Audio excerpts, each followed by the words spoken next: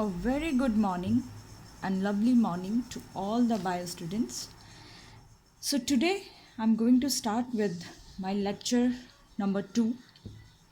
That is, as yesterday we discussed about the prokaryotic cell, cell theory, and basic introduction about the cell. So, today's lecture is mainly about three things.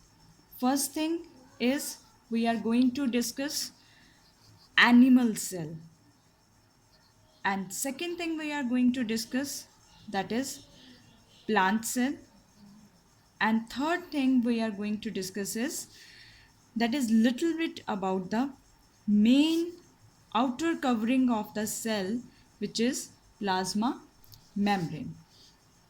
So before I start with the animal cell, because yesterday we discussed about the prokaryotic cell, so today the main purpose of today's video is to give you a lot of information about the eukaryotic cell. And in our syllabus of class 11th, we have two main cell, that is animal cell and plant cell, which you need to know. So animal cell, usually they are of different shapes, but the most common shape that animal cell is having is oval shape. I will request all of you to keep your pencil and your notebook with you so that you can also draw this animal cell with me for your easy understanding.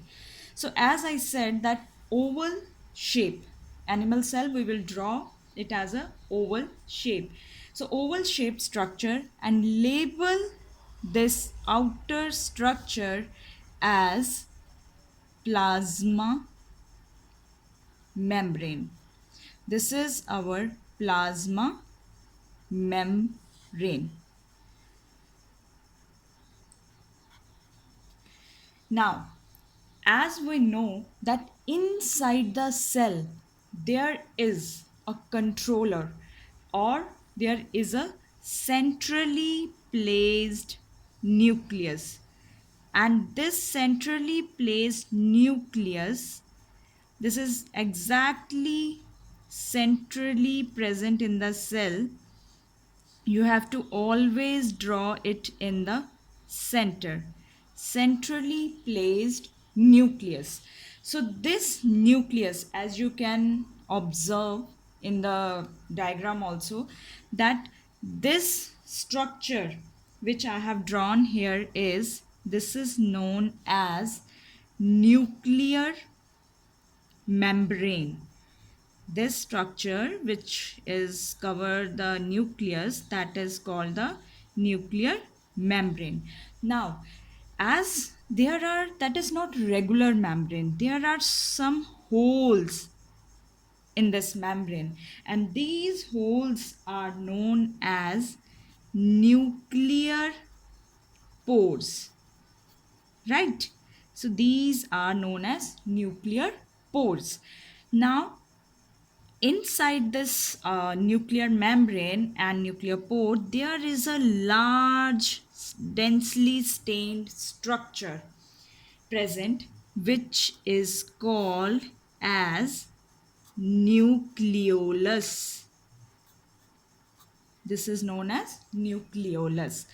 And then there is a centrally jelly shaped substance which is present, or transparent substance which is present, or this is filled with a material. This is called nucleoplasm, right? And after nucleoplasm, this structure has this thread like structures, thread, small thin thread like structures, and these thread like structures, they are known as chromatin fibers. So I said few things. I said nuclear membrane, outermost membrane of the nucleus. There are the nuclear pores. Then there is a filled with a structure that is nucleoplasm. Then there are the chromatin fibers. So all these things they make a structure which is known as nucleus. So nucleus is composed of nucleolus, nuclear membrane, nuclear pores, nucleoplasm and chromatin fibers. Clear? So after this, now as you can see, there is an area between this nuclear membrane and plasma membrane. Now this area is also filled with jelly like substance, and this substance is known as, or this material is known as cytoplasm. Clear? So this jelly like structure is known as cytoplasm.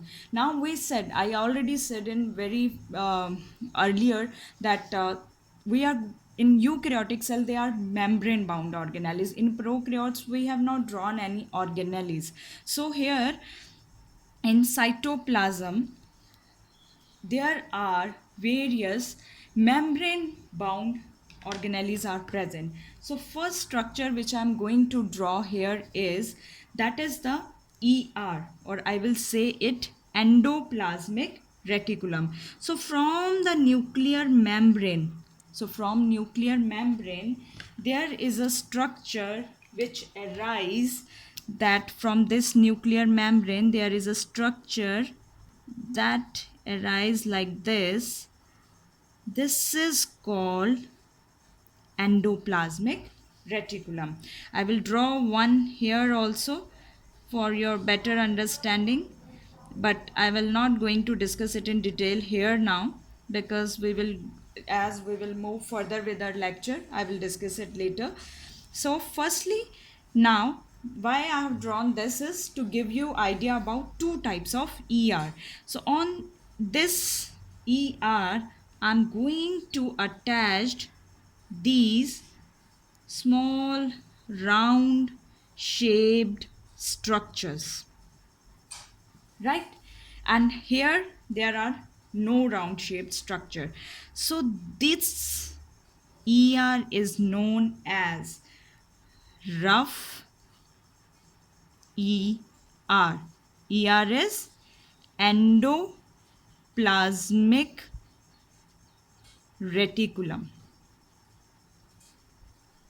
This is endoplasmic reticulum. And this one, because this does not have any kind of these structures attached on its surface, so this is known as smooth endoplasmic reticulum. And these dot shaped structure which I have drawn here, these are known as ribosomes. These are known as ribosomes. Clear?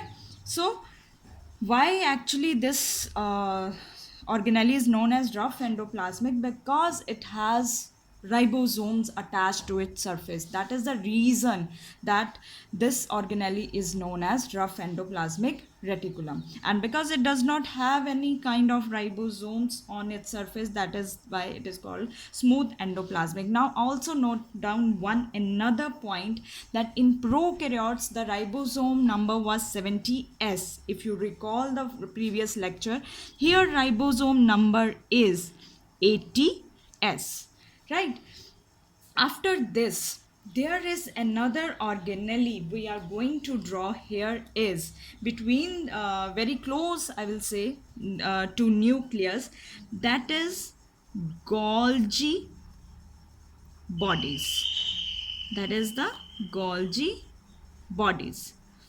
These Golgi bodies, whenever you are going to draw these Golgi bodies, 2 points all remember about these Golgi bodies, that whenever you draw it, now I am drawing it here for your understanding, like I am drawing it like this, and if you will carefully see it, I'm drawing this side towards the nuclear uh, nuclear membrane, and always remember that this side is convex side.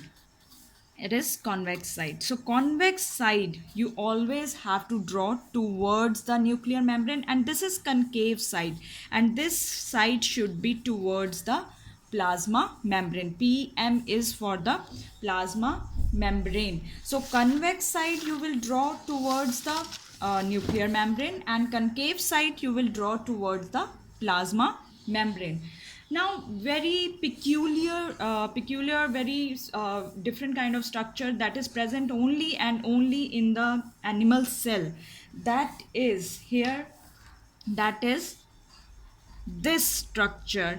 And this structure is having two rod like structure, two rod shaped structure, and this is called centrioles.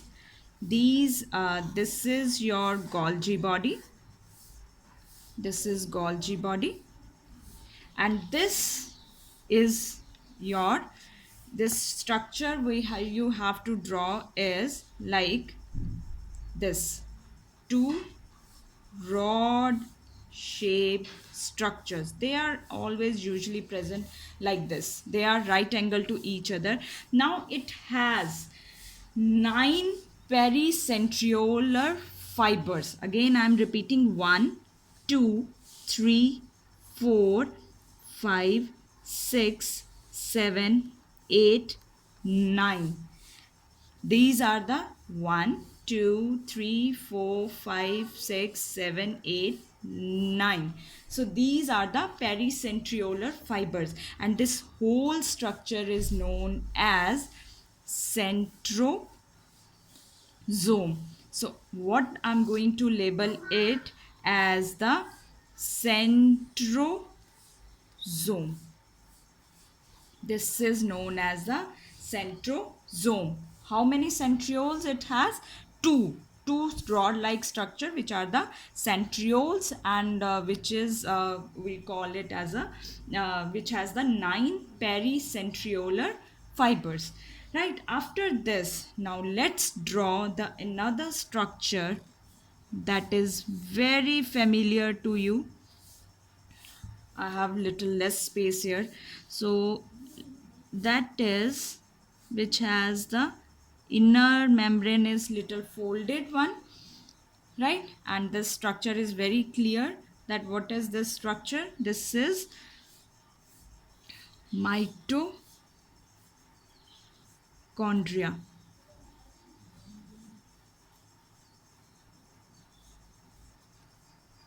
This is mitochondria.